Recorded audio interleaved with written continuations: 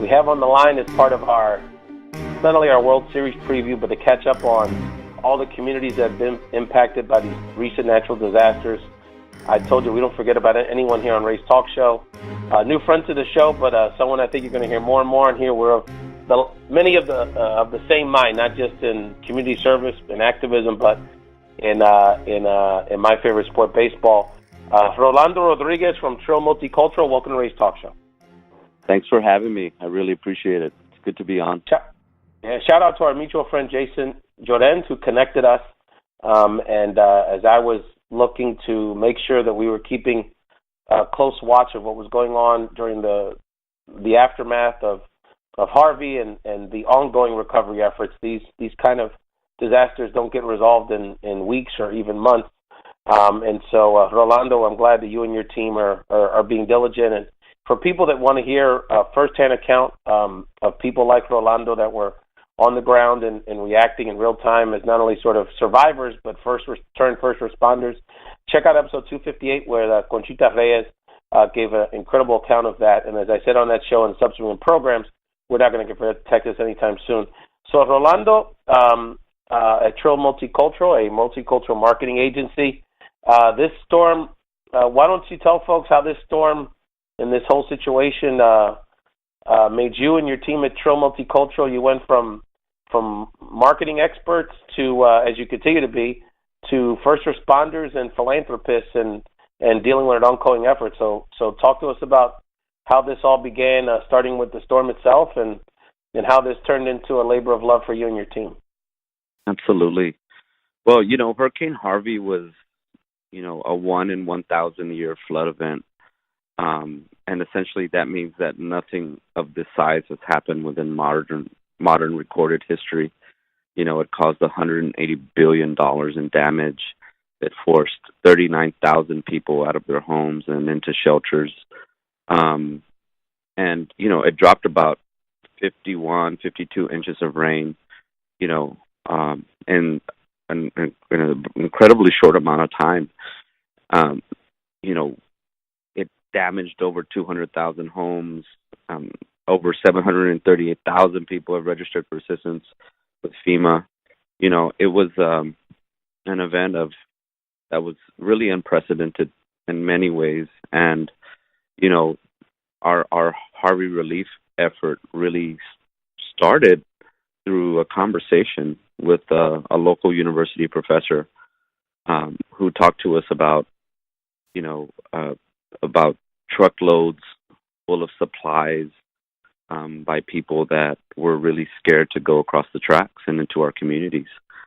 That was enraging in a lot of ways, but also very eye-opening. And I think that, through that conversation, we kind of asked ourselves, well, why are they scared?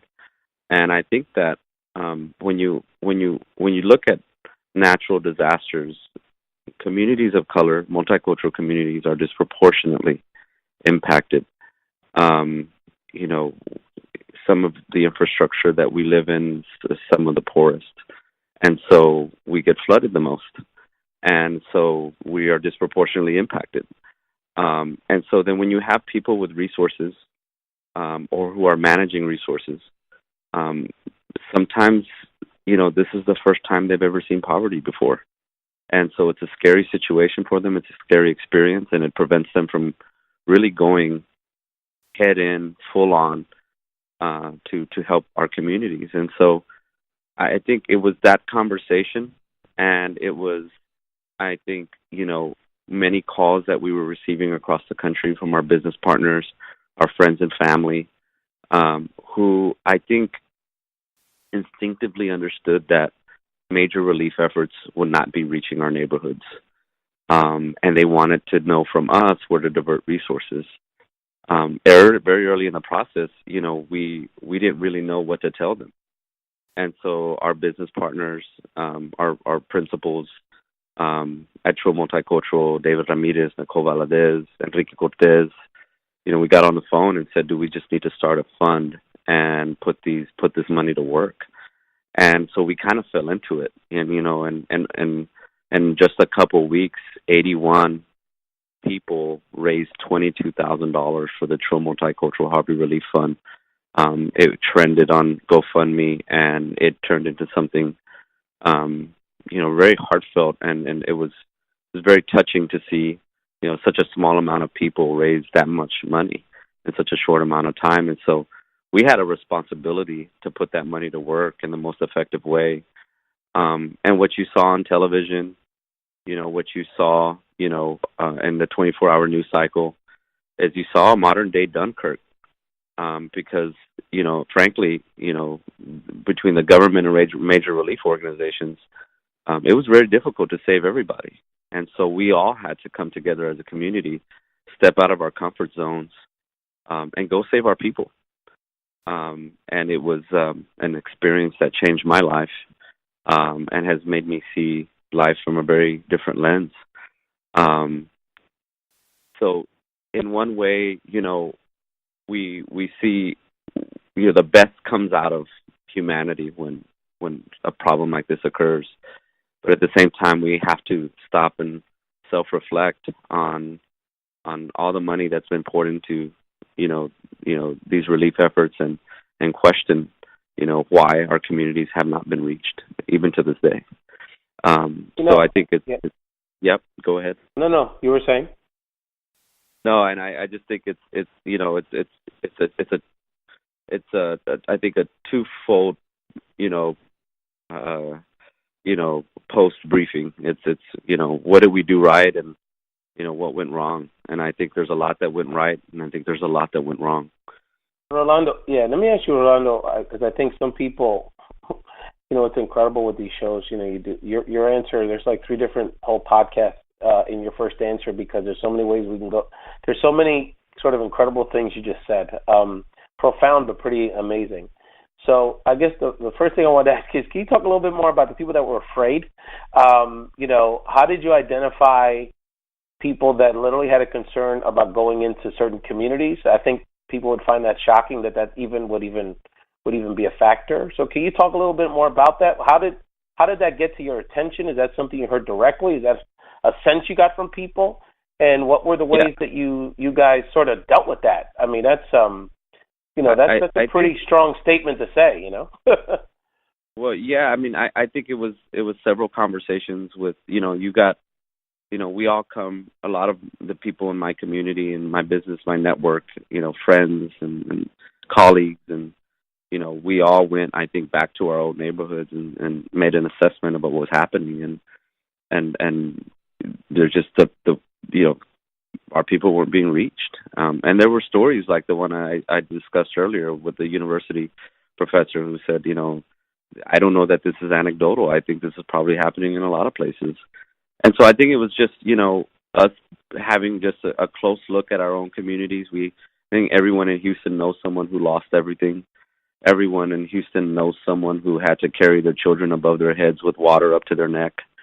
And everyone knows someone in Houston that, essentially either, is sleeping on their lawns or sleeping on carpetless floors. And still to this day, their streets have not received any aid, or they have not received any aid, or they're being denied of aid.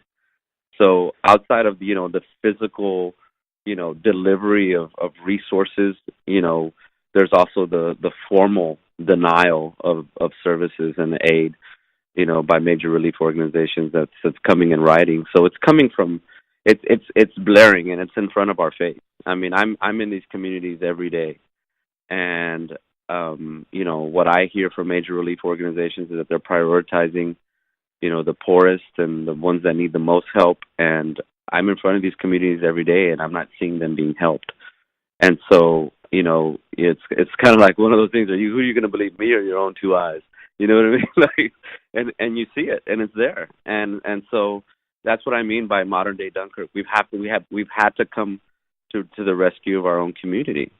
And so, there's a beautiful and inspiring story there. There's also a story of there's a major letdown there as well.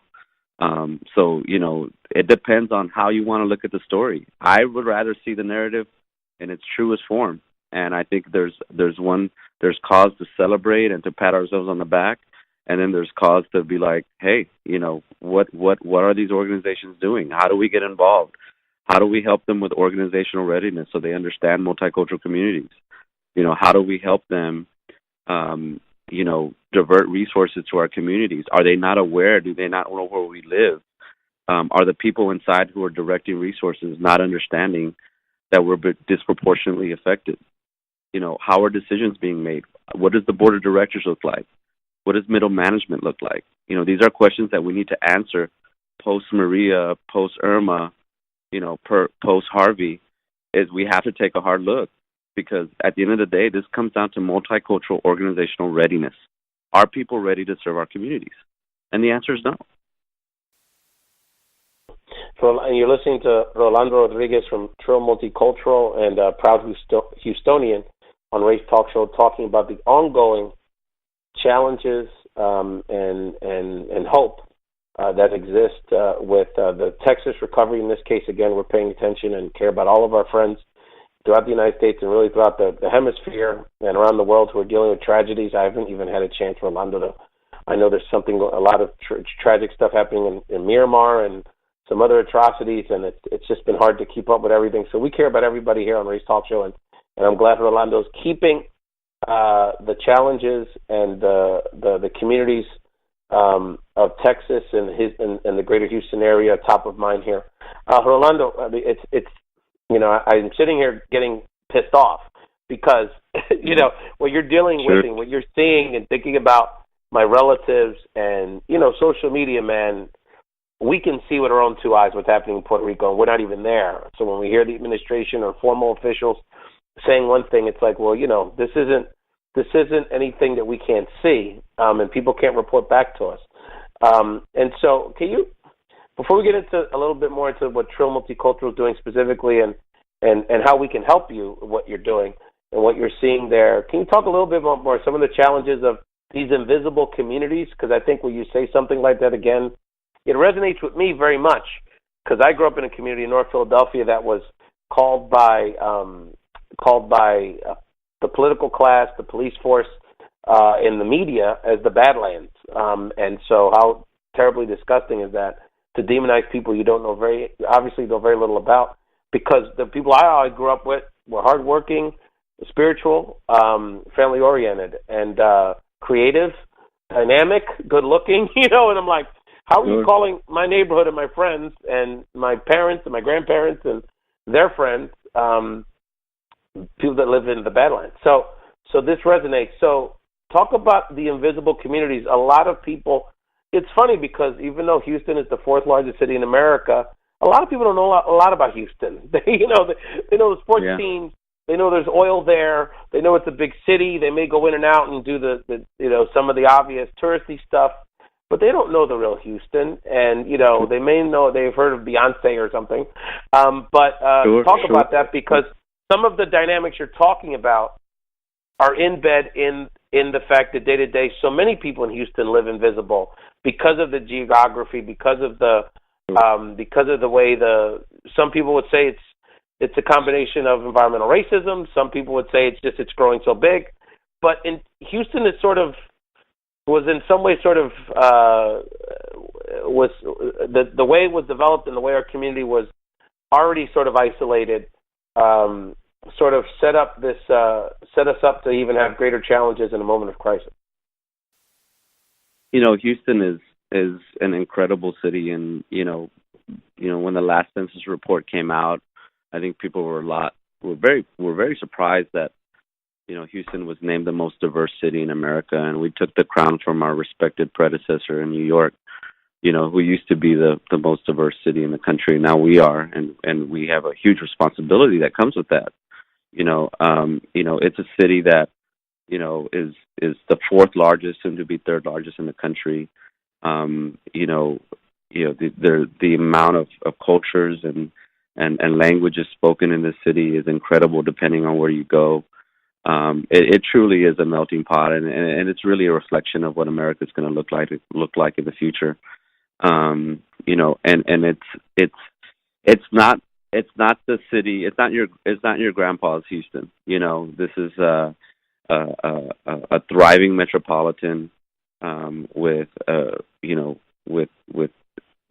incredible diversity of jobs and and eatery and restaurants and sports teams, and it really is an incredible experience to live in the city. It's a city that I grew up in, and Houston has a real special dynamic. I mean, you've got Mexican American families that have been here 4 or 5 generations, and the border crossed us in many respects versus us crossing the border. So you have a really unique dynamic where this truly is our land, and we feel like it is.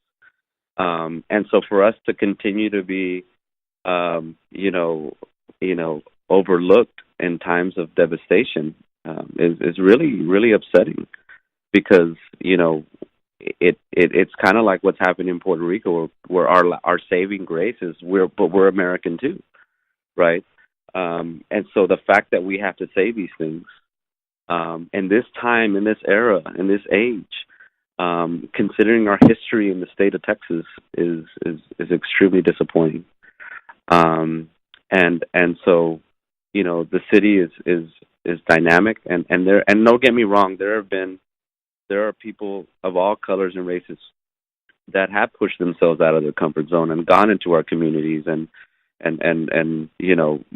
got on random boats and paddled their way to save people. So there's a lot to be inspired by, but you're going to have 1,000 people talking about those things. I want to talk about what hasn't been done or where we fell short, because we need to be honest with ourselves about where we need to improve, because this is not the last hurricane that's coming. 2 of the most costliest hurricanes in the history of the United States just hit within months of each other, right? This is the beginning here. Whether you want to believe in climate change or not, I really don't care. I see what's coming, and I think we all do. And we need to be prepared again. We need to be prepared for the next hurricane, whatever that is, whatever natural disaster comes. We need to be prepared for it, and we need to make sure that these organizations are prepared to serve our community. That's right. You listened to Rolando Rodriguez from Trill Multicultural. Rolando, talk a little bit about what Trill Multicultural has been up to. I know you guys have been raising money, and talk about how you guys have sprung into action for your community and what this experience has been like and what you guys have learned. Yeah, we raised about $22,000 off of just 80 donations from, people across the country. And one of the things that we were really dead set on is that we didn't want to raise money inside of the state of Texas, because we knew people were going to be financially strapped. They were going to be giving to their own organizations. We wanted to set this fund up for people from California to Washington, D.C., to New York, to Miami at the time that had not been hit. People that were concerned that money, the relief efforts weren't going to reach, their communities, and they were right. And so what we did is we focused our money on solving problems, right? And so you've got to you can try to make a dent by donating water and food and all these things. All these things were happening. We took the lens of how do we solve a problem, and so we went in. One of the things we did is we went and worked with a public charter school system that services low-income communities, and really focuses on getting kids into college, or one of the best high schools in the nation. And we said, give us 10 families that were most impacted by the flood, and let us give them $1,000 donation each. And the reason we did that, Ray, is because it's difficult to stay focused when the need is so big, and so you gotta focus in on one problem and try to solve that problem. And so we had families that were displaced and homeless, and so we gave them $1,000 each, and that solved problems. The feedback to them was where we were able to get, the feedback was, hey, we were able to get into a new apartment, we were able to buy all new appliances, we were able to refurnish our home, right? So those things solved problems. So that's one aspect of what we did. And then the other aspect is, and one of the big observations that we had were that, families were sleeping on floors. They were sleeping in tents on their front lawns. And, you know, a lot of the efforts were focused on food, water, you know, cleaning supplies, and those things were being met at a very high rate and sometimes way too much. And so we saw an overlooked problem, Ray, of bedding. And a lot of these people were they still had to go to work. The kids still had to go to school. They still had to wake up at the same time. They still had to come home at the same time. They still had homework to do. And they were sleeping on the ground. And we literally had to get them off the ground. And so we invested in dozens and dozens of mattresses, and we went in and bought bedding for them and mattresses and you know, basically try to facilitate a good night's sleep for them. That idea has really caught fire with other efforts and other, you know, big time relief efforts that are working in the city, and so they're starting to replicate. So we were able to identify a problem and kind of raise awareness around the problem, Ray, and that is that people were sleeping on the ground, and we really literally had to get them off the street, off the floor. So we've really focused on those things as well. So I think, you know, sponsoring families and getting families off the ground has really been our primary focus. Rolando, it's interesting, you know, until you go through something like this, you learn, right? You just have no idea. So, you know, in my small role in trying to help out, particularly the local effort here in my native Philadelphia, we have a group of friends. You know, I'm proud to say a lot of good friends, Unidos Pa PR, which I've been highlighting quite a bit on the show and the work they've been doing. And we've had to create our own supply chain, or they have. I'm just a volunteer. They've had to create their own supply chain because of some of the bureaucratic red tape. And so literally, like, not only the donations, but also getting it transported there, and having friends of ours that have basically moved to Puerto Rico temporarily to be our delivery people on the ground.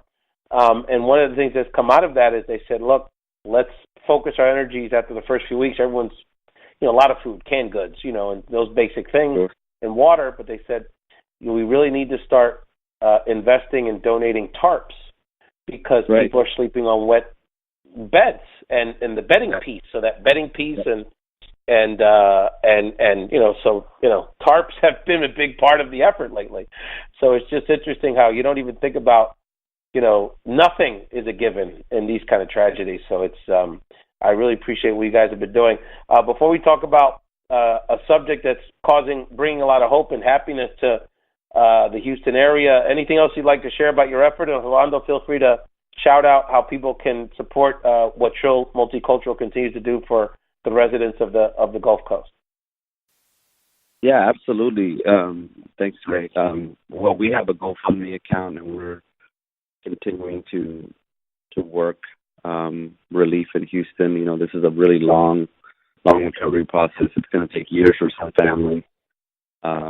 You know, and so the recovery comes in different phases, and so we want to continue to stay in touch with our sponsored families, and so we're going to continue to raise money and divert those resources directly to the families that are going through a hell of a lot right now. So our GoFundMe is GoFundMe.com/ElevateHouston. Again, GoFundMe.com/ElevateHouston.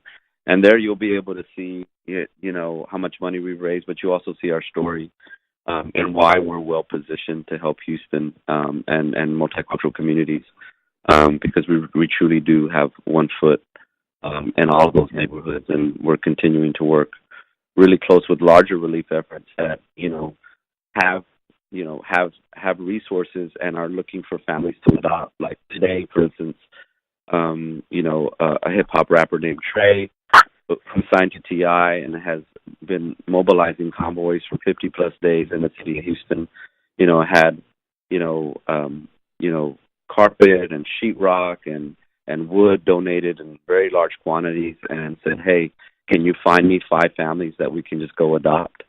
And we can give them all the supplies. And that's exactly what we did. You know, we found 5 homes. These are homes where insurance or FEMA or Red Cross have denied them, you know, relief. And they're literally paying out of their pocket for sheetrock and carpet to rebuild the homes that they own. And so we were able to kind of alleviate all those costs today. And so that's the kind of work we're doing behind the scenes. Those are things you're not going to see. But you know, we are working really, really hard to ensure that some of these larger relief efforts get connected to, you know, our communities and ensuring that those supplies reach them. So I really appreciate you, you know, bringing awareness around our efforts, Ray, and allowing me to talk about this today.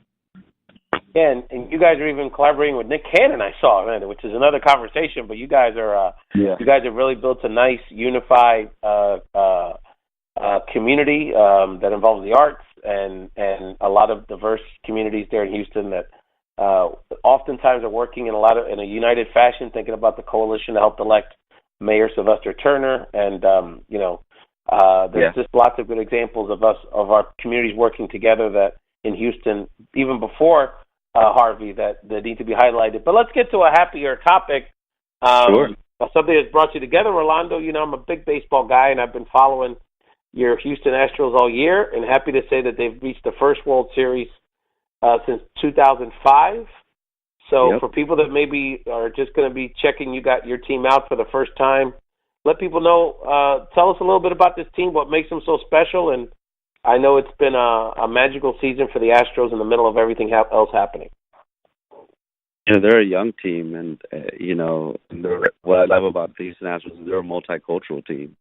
You know, they're a team that have players from different parts of the world and different parts of this great country, and they're young. And I feel like they're representative of Houston in so many ways. There's so many parallels. And it's almost very storybook of how they've advanced through the playoffs, and you know, they were able to beat two very storied and respected franchises, the Red Sox and the Yankees, on their way to the World Series. You know, that's big for a city like Houston to say that we were able to beat the Yankees and the Red Sox. I mean, you know, those are respected franchises that I think we all admire from afar. And you know, the city has been through so much, and it has been difficult to move forward. It has been difficult to kind of get permission to embrace joy, right? And I think the Astros have given us that. You know, they've allowed us to smile and jump and be happy again. And so you know, I think we're just really appreciative of the journey, and we're appreciative of the fairy tale that we're in right now, because it really is storybook and magical to see this team do so well so soon after Harvey has occurred, and I think there are a lot of people that are displaced that, you know, are probably taking a lot of joy in seeing their team advance. You know, I was watching, I think it was the first round with the Red Sox. My wife was watching the game with me, and when your second baseman came to bat, she said, "Did somebody let somebody's little kid go up there? Is that the bat boy?" Yeah. She just couldn't believe how small Jose Altuve is. And I said, not only is he not a bat boy or like a rookie, he's the best player in baseball this year. He's going to win the MVP. And he hit 3 home runs the last game, and she just couldn't believe. She said, he hits home runs? He's so small, but he's so small. She just couldn't get over it. Tell people about Jose Altuve, what he means to you guys, and how does this little guy do it? It's unbelievable. Yeah, well, that's one of the parallels I see is, like, as big as his game is, he's still kind of overlooked, right? As big as Houston is, we still are very overlooked. So Altuve is like, you know, he's representative of, like, the reputation that we have. But, you know, as a city inside this country, you know, and I think that's why we love him so much, is that, you know, he's a guy that you don't see coming. And so is Houston.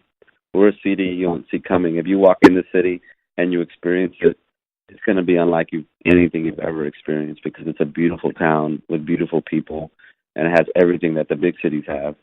Altuve is the same kind of guy, right? He's like, you know, he might be a little overlooked, but he's got the power, he's got the speed, he's got the charisma, he's got the leadership, and he has the heart of the city.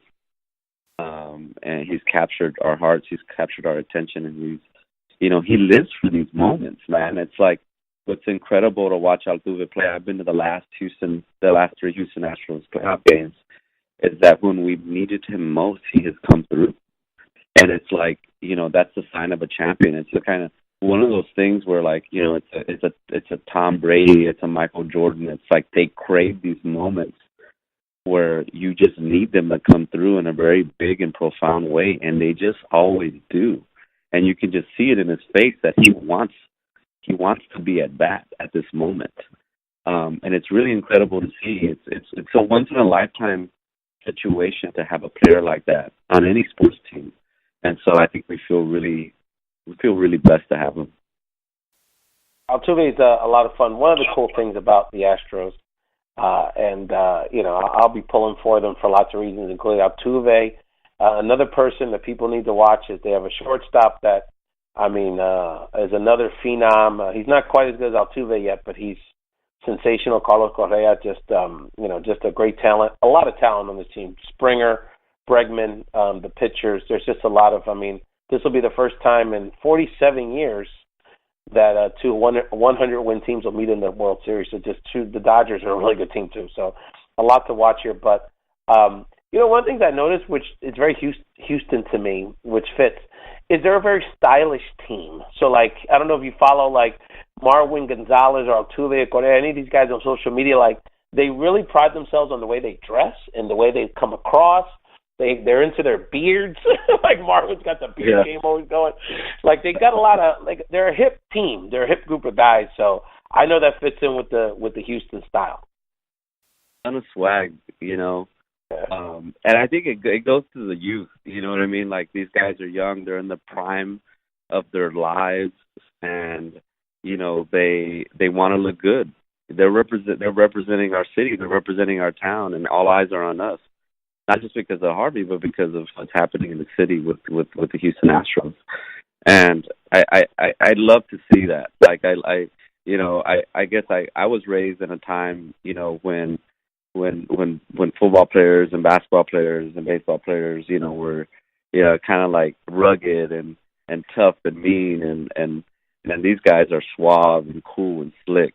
And so it's a new era, and you got to give these guys their due, and you got to give them their own time to define, their own era, and their moment in the spotlight. So I love to see that, and I think this city is very cosmopolitan. Houston is, and so it's great that they're kind of representing the city in that way because that is who we are. Props to Alex Cora, one of your assistant coaches, is actually going to, after the World Series, become the manager of the Boston Red Sox. Which is very historic. This is very rare. Unfortunately, I think there's only maybe, I don't even know if there's maybe one or two other Latino managers currently in Major League Baseball. There's not many. There's not enough, that's for sure. And then for a Latino not only get a job as a Major League manager, but this is one of the glamour, high-profile jobs in all of sports, really, to be the manager of the Boston Red Sox. So quick story, Rolando, so the reason I'm a sports nut is my grandfather was raised in Caguas, Puerto Rico, and he literally was literally across the street from the winter ball team, Los Criollos de Caguas. So we're talking the 30s, 40s, right? So we're talking way back. Wow. But he literally grew up literally across the street. So he had an incredible, love for the sport.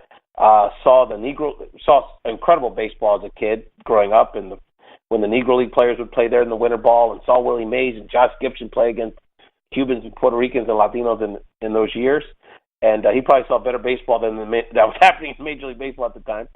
And then proceeded to have a hard ball baseball team, like men's team in Philly, in the 70s. So I was the bat boy of that team and stuff. So incredible. That is the hometown of Alex Cora and Joey Cora.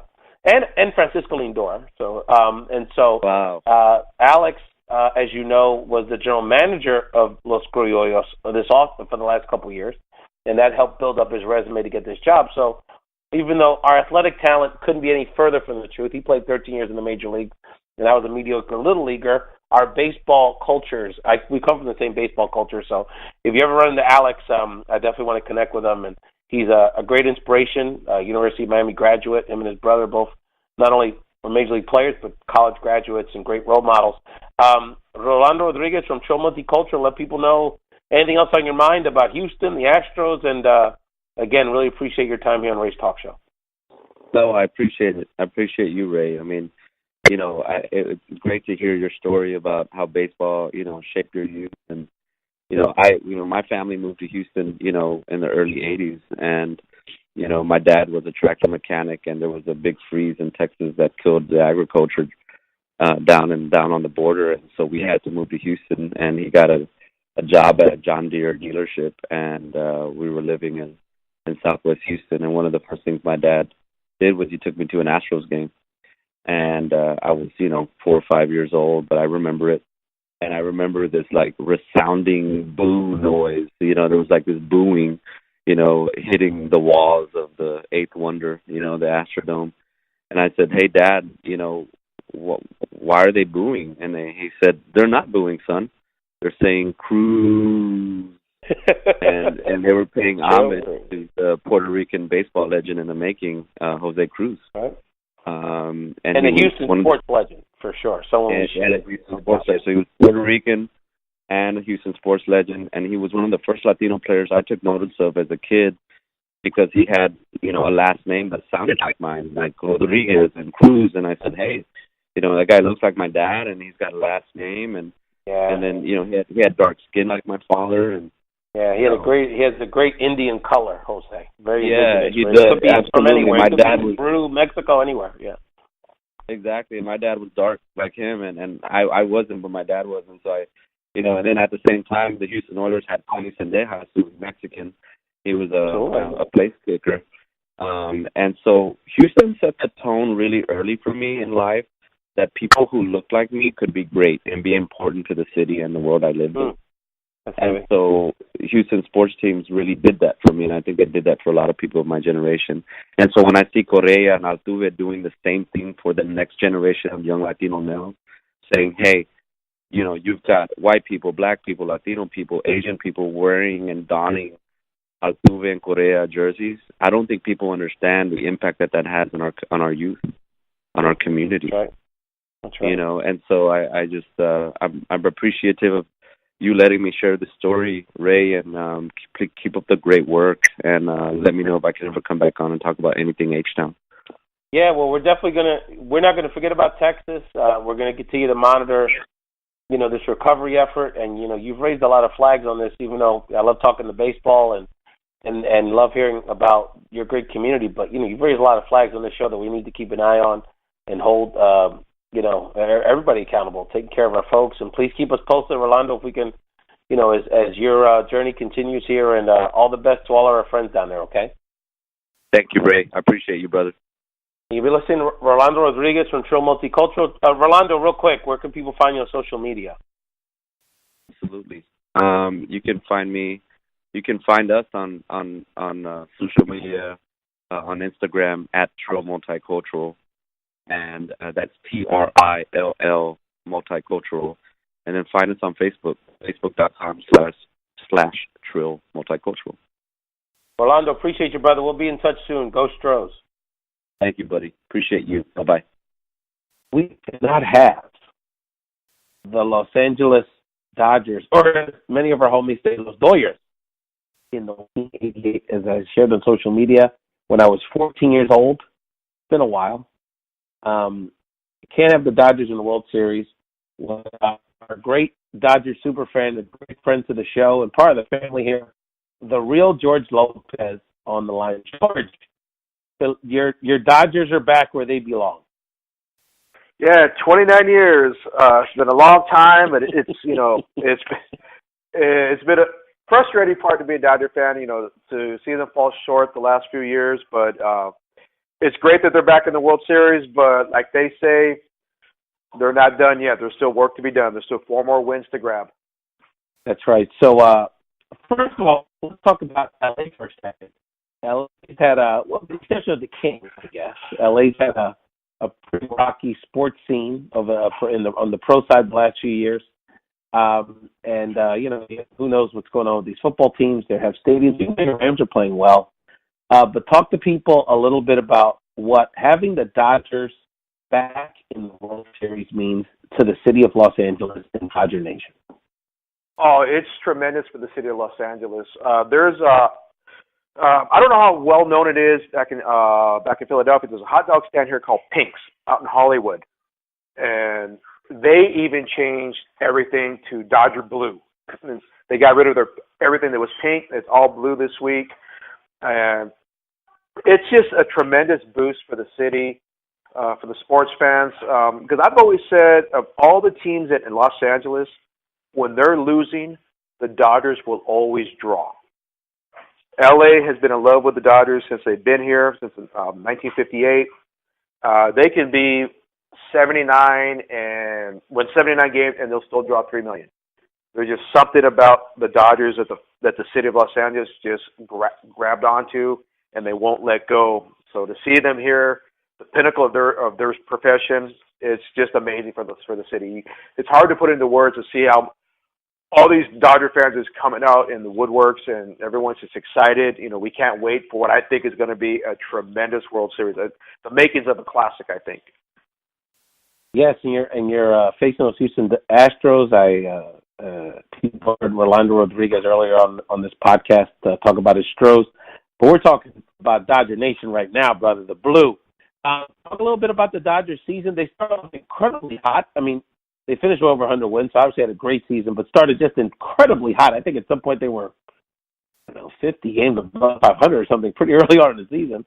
And then they got real cold for a while, but they played really well in the playoffs. So talk to us a little bit about the season and kind of the ride it's been being a Dodger. Well, I think when they went on that skid where they lost 16 out of 17 and 11 in a row during that skid, I think, honestly, it was the best thing for them. Because, they were riding high for a long time, and you know that you can't play that kind of baseball for an entire season. It's not possible. And I was kind of bothered when Sports Illustrated came out with that cover, greatest team ever. They hadn't won anything, and you can't crown a team the greatest team ever who's never won. They were having a tremendous season, and going on that little skid was the best thing for them. They were able to bounce, take a step back and regroup. And the biggest thing this year was this is the deepest team that they've had in a number of years. And they're from 1 to 25. It was always that next man up attitude. It wasn't about, everyone talks Dodgers. It's Clayton Kershaw, Justin Turner, Corey Seager. It was about the team. And that's the whole mantra they had. Dave Roberts changed the culture of the Dodgers, team first. They bought into what he was preaching from day one last year. And you can just see it. It was always who's stepping up this game to win it for us. And it was always someone different. That's what I liked about this team this season. It wasn't just one man. It wasn't relying on Clayton Kershaw the whole time. Because they went on that run when he was out for those 5 weeks. So they proved that they can win. They're winning as a team, not as a bunch of superstars. That's right. And let's talk about Kershaw for a second. Kershaw, I think has a chance to be the greatest pitcher you and I have ever seen. I mean, I can't speak about Christy Matheson, guys from the 50s, or Koufax, but I mean, he is certainly the greatest pitcher of his generation. Again, he had a great season. He was healthy, but he wasn't, like you said, he didn't necessarily carry the team. It's a very deep team, but he'll be the starter game one. This is very much his moment, right, Jordan? It is his moment, and I think the pressure of getting to the World Series is a lot worse than the pressure of pitching in the World Series. So, honestly, I think he's going to be even better tomorrow in Game 1 than he was in Game 5 against the Cubs. Other than that home run he gave up to Bryant, I thought he was phenomenal. I mean, he was pitching the contact. He wasn't trying to strike out a lot of people. He was pitching the contact and trusting his defense behind him. One of his best playoff performances, and I think he's going to be even better tomorrow. He's on normal rest. I think he's going to be relaxed, and he's just going to let the ball fly. The other guy that a lot of casual sports fans know about and has had a renaissance this year is one of our favorites here in the league. I know, shout out to the Cuban Lion, Nisam Leon, your former co-host at Lopez and Lions podcast on Latino Sports Talk. Keeps us up with our sort of our LA Cuban ambassador. Puig, how did he turn it around here this year? he's been a big contributor on this team, and seems to be a team player, not just a guy putting up numbers. He's had a bit of a head case at times. What was the difference this year? Did he just grow up? What's been the key for Puig to be the contributor we all know he could be? Well, a couple of things. Yeah, one, I think he's matured, and even he said it, I've matured this year. And two, there was, earlier this year, I spoke with our good friend, the sports whisperer, Armando Perez, and he, big Mets fan, he threw a scenario, would I, as a Dodger fan, be open to a trade for Puig for one of the pitchers from the Mets? And at the time, I said no, because even though his numbers weren't showing it at the end, at that time, I saw a different approach to when he went to bat. I go, well, we're not seeing now. We're going to see it at the end of the season. And we're seeing all that work he's put in with Turner Ward, the hitting coach. We're seeing it now. And I could see it coming in the beginning of the year. I go, everything's different. He's not chasing as many bad pitches as he had before. So the maturity, but I think the work that he's done with Turner Ward has helped out tremendous. And we're seeing the Puig that we kind of saw when he came up his rookie year, that potential. I think he's finally reaching that potential that we know he has.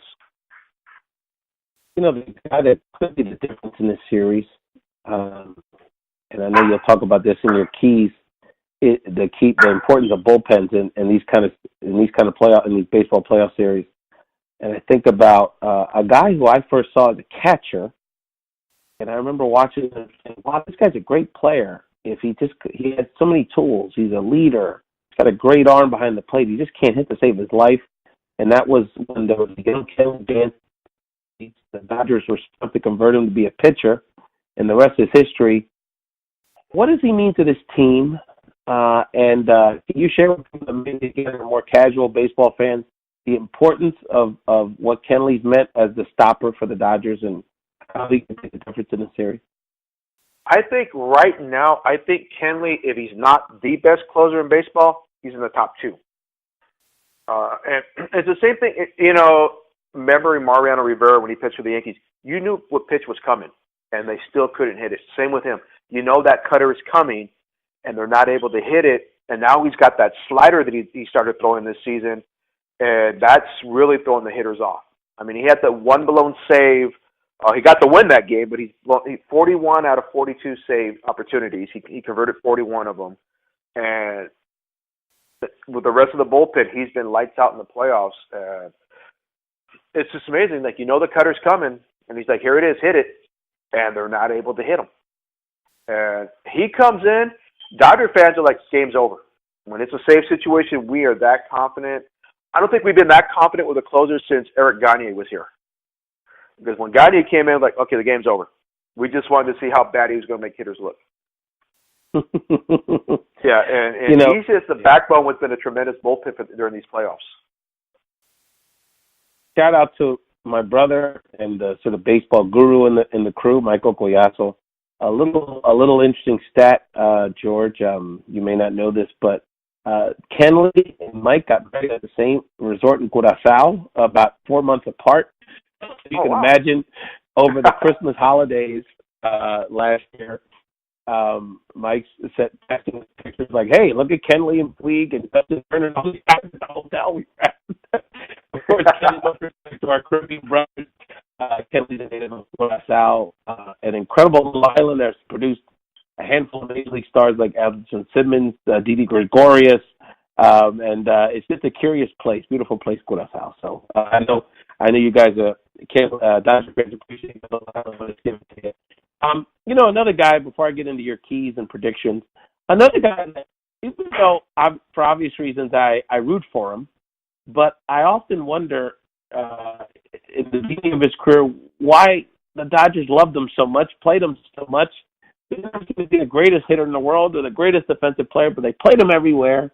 And your manager raves about him. Everyone seems to love him, and he really has blossomed in these playoff series. I'm talking about your super utility infielder and native of Puerto Rico, Kike Hernandez, who hit 3 home runs in your incredibly balancing your game in your penny-clinching win against the Cubs last week. Tell us about Kike Hernandez, George. I still wonder sometimes what makes this guy so valuable to the Dodgers. Some of his initial offensive statistics, you just can't really tell what he means to you guys. Tell us about Kike, because he'll be well, the big thing you mentioned is super utility play. They can put Kike Hernandez, I think, in all three outfield spots. He can play short. He can play third. I've never really seen him play second, at least I don't recall, but I'm pretty sure he can play second. So he can play all over that field. And he's part of that mantra, next man up. It's not about the superstars. I mean, you even heard in the interviews after Game 5, the 3 home runs, 7 RBIs, and he was like, it's not about me. It's about the team, what we did. And he buys into what Dave Roberts is preaching. And yeah, you gotta love players you gotta have players like that on every team.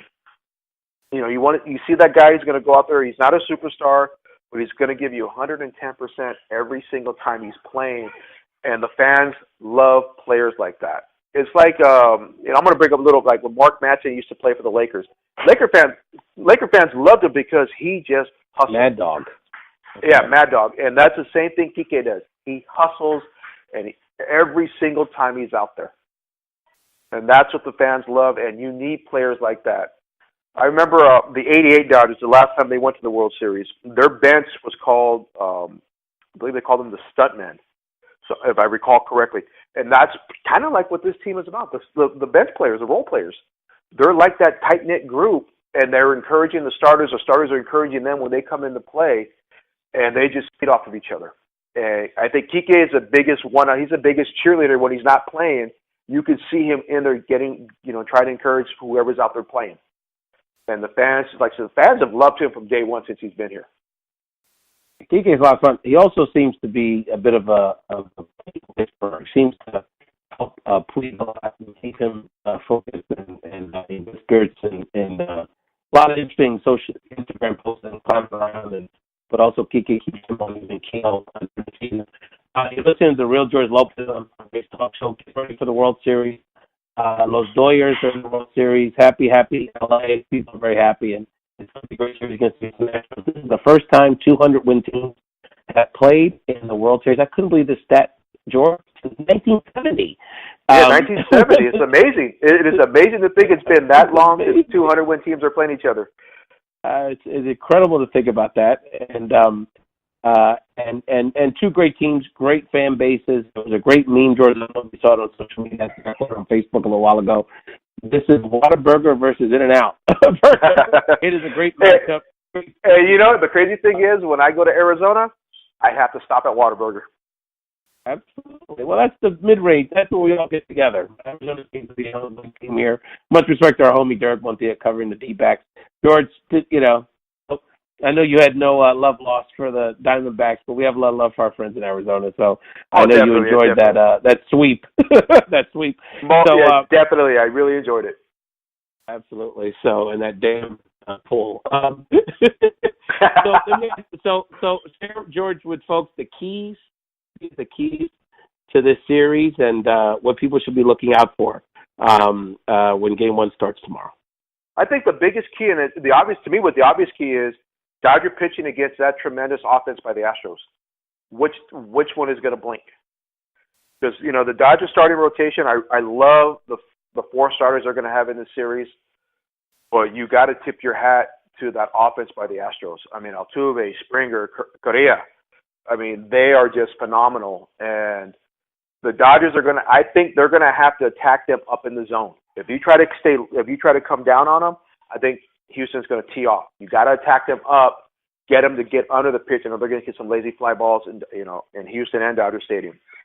So it's going to come down to that, and it's going to come down to whether or not I think does Hinch trust his bullpen before he gets to Giles, because we saw he let Verlander go 124 pitches in Game 2 against the Yankees.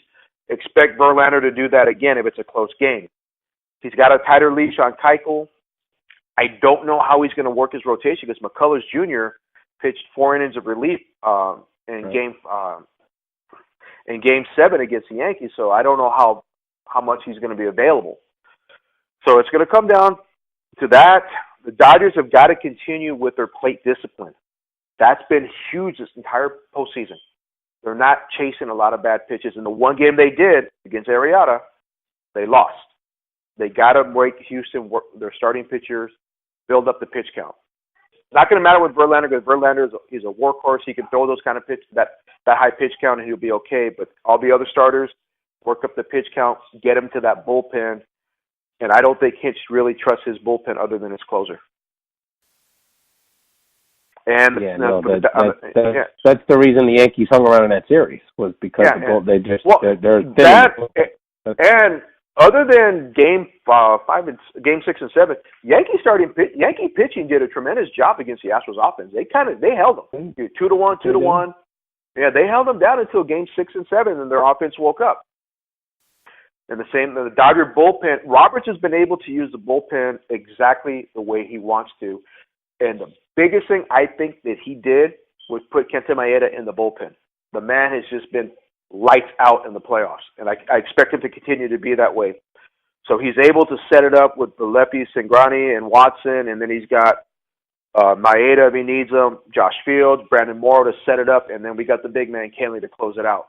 So Roberts' bullpen is set up exactly the way he wants them, and they're not taxed. He hasn't overused them in this postseason compared to last season. So they're well rested.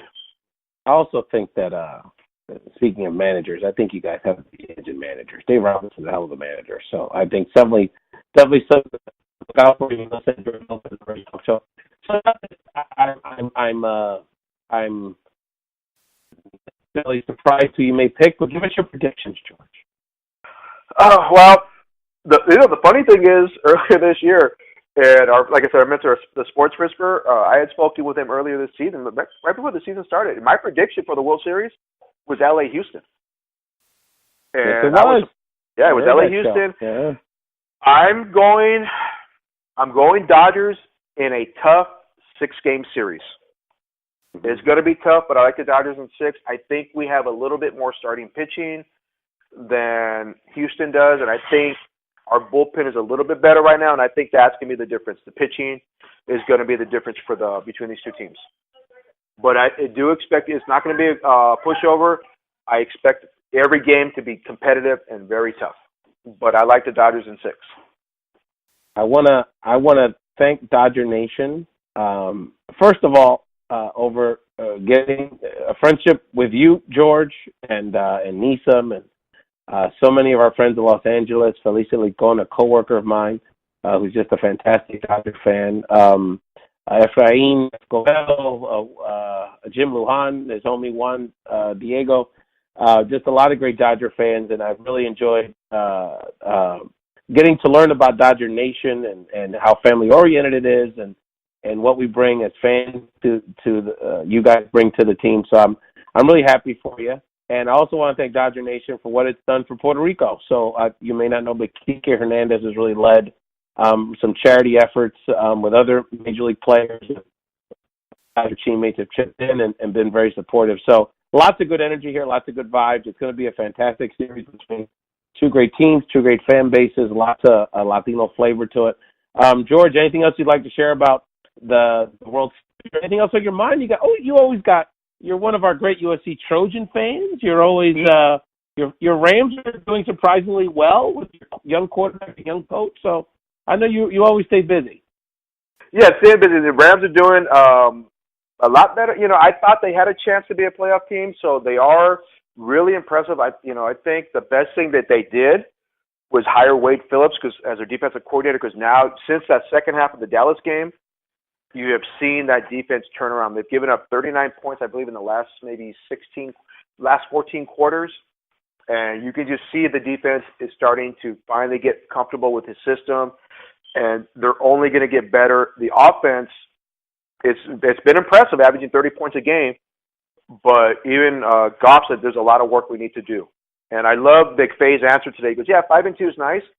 By no stretch of the means have we arrived yet. He's not going to sit on his laurels. He knows there's a lot of work to do. They're going to have a tough stretch coming up. I mean, I'm actually, earlier, I'm looking forward to that Philadelphia game. I'm impressed with the Eagles. I think we're going to have some type of friendly wager about that one. But I think that's a tremendous team in LA. No, there's no question about it. No, we two good young quarterbacks. And, I think I have a feeling we're going to probably maybe not in the NFC Championship game, but I think in the playoffs probably see each other again. So it's going to be a lot of fun. George, let people know where they can follow you on social media while they on social media, other LA sports. Yeah, I got 2 Twitter handles. You can find me at the other G Lopez, and you can also find me. I still use the Lopez and the Lion site, at Lopez and the Lion on Twitter, and on Facebook. You can find me there, Lopez and the Lion, or you can search me under George Lopez on Facebook. Absolutely. And, well, George, best to you and the family, man. I know you and your wife are educators. You do a lot for not only your family but our community, and so best to the family. We'll be in touch during the World Series. We'll definitely keep talking. Okay. Oh, most definitely, brother. Thank you again for having me on, Ray. I really appreciate it.